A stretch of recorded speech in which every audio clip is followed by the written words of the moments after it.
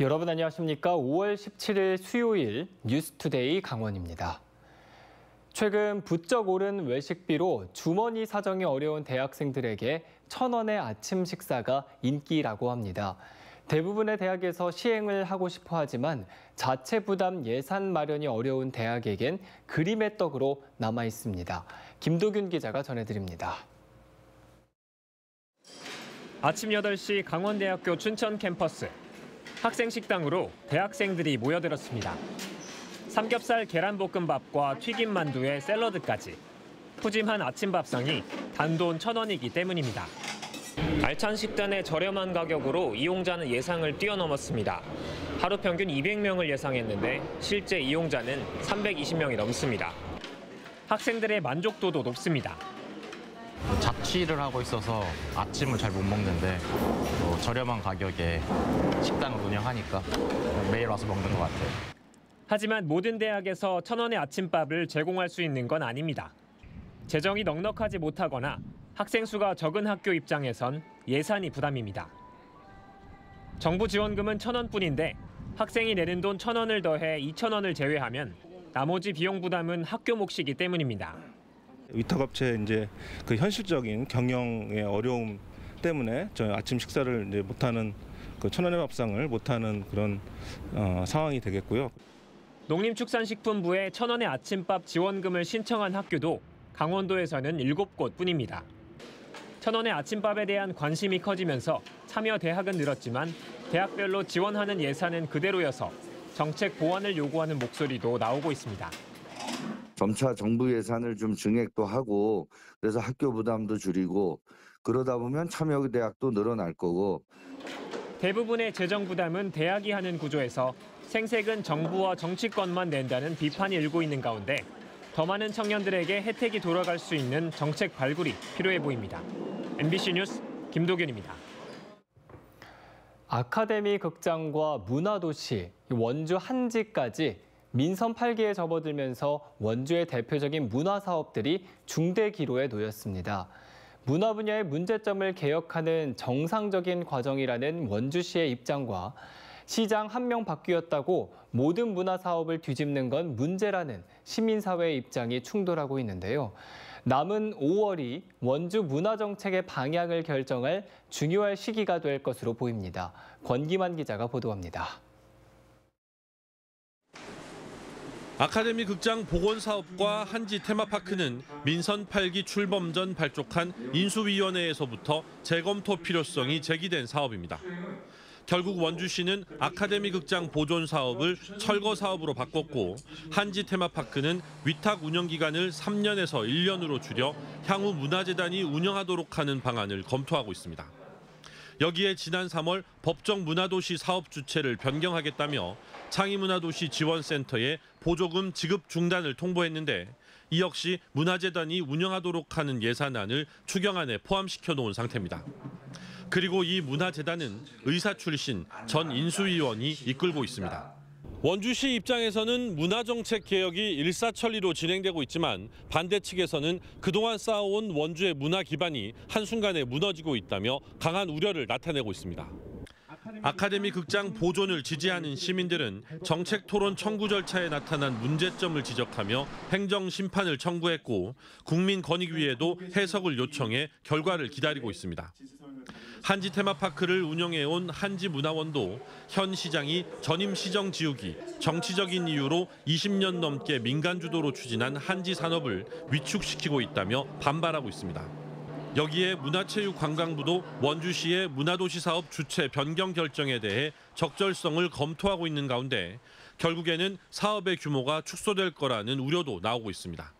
한지문화원은 어쩌면 마지막이 될 수 있는 한지 축제를 마무리하고 시민들의 평가를 기다리고 있습니다. 아카데미 극장과 관련한 권익위 입장과 행정 심판 결과 발표도 임박했습니다. 문체부도 이달 말까지 원주시의 문화도시 주체 변경을 결정한 근거 서류 제출을 요청한 상태입니다. 특히 오는 17일부터 아카데미 철거와 문화도시 보조금 등 관련 예산안을 심의할 시의회가 시작되는 만큼 남은 5월이 원주 문화사업의 방향을 결정할 운명의 시간이 될 전망입니다. MBC 뉴스 권기만입니다. 정부 7개 부처가 지역 활력타운 사업을 공모했습니다. 지역 소멸에 대응하기 위한 사업인데 강원도에서는 홍천과 인제가 현장 평가를 받게 됐습니다. 어떤 사업을 준비하고 있고 전망은 어떨지 백승호 기자가 전해드립니다. 홍천읍에 있는 군인 아파트입니다. 바로 옆에 빈 땅이 있는데 홍천군은 이곳에 공공임대주택 100세대를 지을 계획입니다. 그중 절반은 제대 군인들에게 분양합니다. 한마디로 군인 마을을 만들겠다는 생각입니다. 아파트뿐 아니라 풋살장과 게이트볼장을 갖춘 체육센터를 건립하고 제대 군인 일자리 지원센터와 군인 가족 소통 쉼터도 만들 계획입니다. 홍천군은 지역에서 근무했던 제대 군인들을 붙잡아야 지역의 인구 감소도 막을 수 있다는 구상입니다. 400억 원이 넘는 예산이 필요한데 정부의 지역 활력타운 사업에 선정되면 130억 정도를 국비로 지원받게 됩니다. 인제군은 동서 고속화철도, 인제역 주변 역세권 개발을 준비하고 있습니다. 역사 부근에 은퇴자를 위한 타운하우스 40세대와 청년 임대주택 50세대를 지을 계획입니다. 또 인제 지역 특산물인 버섯과 콩, 산나물을 활용한 비건푸드 가공과 판매 유통시설도 짓습니다. 지역 활력타운을 단순한 주거 공간이 아니라 지역 특화 산업과 연계한다는 구상입니다. 철도역을 중심으로 한 주거와 상업 복합 개발 계획입니다. 임산물을 활용한 그 비건 산업과 연계해서 젊은 세대들이 인제역에 내려서 인제를 즐기고 인제군 관광지를 함께 여행할 수 있는 그런 강점이 있다고 볼 수 있습니다. 정부가 선정하는 지역 활력타운은 수도권과 지역 광역시, 제주도를 제외한 전국 7개 도에서 신청받아 모두 7개 지역에 조성될 예정입니다. 다만 한 개 광역지자체에 꼭 한 지역이 선정된다는 보장은 없습니다. 강원도는 홍천과 인제, 정선 3곳을 신청했고 서면 심사 결과 홍천과 인제만 현장 평가를 받게 됐습니다. 과열 경쟁을 막기 위해 현장 평가는 비공개로 진행될 예정입니다. 정부는 이번 주까지 현장 평가를 마치고 종합 평가를 거쳐 다음 달에 후보지를 선정합니다. MBC 뉴스 백서입니다. 그동안 자동차 급발진 사고가 일어나면 소비자가 자동차의 결함 여부를 입증해야만 했습니다. 하지만 자동차에는 워낙 고도의 기술이 담겨 있어 입증이 쉽지 않은 것도 사실인데요. 지난해 말에 발생한 강릉 급발진 의심 사고를 계기로 정치권에서 이 문제를 집중 논의하고 있습니다. 홍한표 기자가 보도합니다. 승합차가 연기를 내뿜으며 시속 100km가 넘는 속도로 내달립니다. 추돌 사고를 내고도 600m쯤 달리더니 왕복 6차선 도로를 날아 지하 통로로 추락했습니다. 뒷좌석에 타고 있던 12살 어린이가 그 자리에서 숨졌고 운전자였던 할머니는 크게 다쳤습니다. 브레이크를 이제 밟았는데 그게 잘 안 되더라고. 그 생각만 하면 막. 이 사고는 급발진 여부를 놓고 공방이 지금까지 계속되고 있습니다.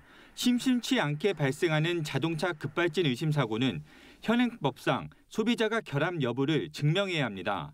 하지만 요즘 제품 기술이 워낙 고도화돼 있기 때문에 전문 기술이 없는 일반 소비자들이 결함을 입증하기란 거의 불가능합니다. 이곳은 급발진 의심 사고가 발생했던 곳인데요. 최근 정치권에서는 이 사고와 관련해서 보다 변화된 입장들이 나오고 있습니다. 이런 가운데 더불어민주당 허영 국회의원이 급발진 사고 때 차량 제조사의 사고 책임 입증을 더욱 강화한 개정안을 국회에 발의했습니다. 급발진 의심 사고가 나면 제조사가 영업 비밀이라 하더라도 관련 증거와 자료 제출을 거부하지 못하도록 제조물 책임법 개정안을 대표 발의한 겁니다. 이번 개정안을 통해서 수많은 의심 사고들에 대해서 제조사가 좀 더 직접적인 책임을 가지고 억울함을 풀 수 있는 그런 계기가 되길 바라고 법안 통과에 최선의 노력을 다하겠습니다. 국회의원의 입법 활동을 지원하는 국회 입법조사처도 지난해 9월 유럽연합에서 관련 법령이 개정된 사례를 소개하며 우리나라에서도 강릉 급발진 의심 사고 이후 제조사가 사고 책임 여부를 밝혀야 한다는 사회적 요구가 커지고 있다고 밝혔습니다. 한편 우리나라에서는 지난 2015년 이후 300건 넘는 자동차 급발진 의심 신고가 있었지만 제조물 결함으로 인한 급발진을 인정한 사례는 한 건도 없는 상황입니다. MBC 뉴스 홍한표입니다. 양양공항의 거점 항공사인 플라이강원이 오는 19일까지 1,000억 원대 투자 유치를 성사시키지 못하면 기업 회생 절차를 밟을 것으로 보입니다. 플라이강원 대표이사는 어제 간담회를 열고 이번 주 내로 3호 투자펀드 운용사와 투자 유치 협상을 성사시키지 못하면 기업 회생 절차를 진행할 예정이라고 밝혔습니다. 앞서 플라이강원은 임대료 체납으로 항공기를 반납한 데 이어 중대형기 항공기 정비 비용을 감당하기 어려울 만큼 자금난을 겪고 있습니다. 강원도교육청이 지난달 말 기준으로 신경호 교육감의 공약 과제를 87.5% 추진하고 있다고 밝혔습니다. 올해 추진을 목표로 하고 있는 168개 세부 실천 과제 가운데 중학교 자유학년제 분산 운영, 실시간 원격 수업 기자재 지원, 학부모 활동 전용 공간 구축 등 11개 공약을 이행 완료했다고 설명했습니다. 정상 추진 중인 공약은 136개, 일부 추진 공약은 21개가 되고 있습니다. 대검찰청이 1968년 동해에서 조업 중 납북됐다 귀환한 납북 귀환어부 100명에 대해 직권 재심 청구 절차에 착수합니다. 간첩 누명을 쓰고 형사처벌된 피고인에 대해 검찰이 직권으로 대규모 인원을 재심 청구하는 첫 사례로 1969년 고성군 거진항으로 귀환한 기성호 등 23척 150명 가운데 재심이 청구되지 않은 100명이 대상입니다. 직권 재심 대상자는 5개 검찰청에서 관할하며 70명이 속초지청, 강릉지청에 22명, 춘천지검이 1명 등입니다.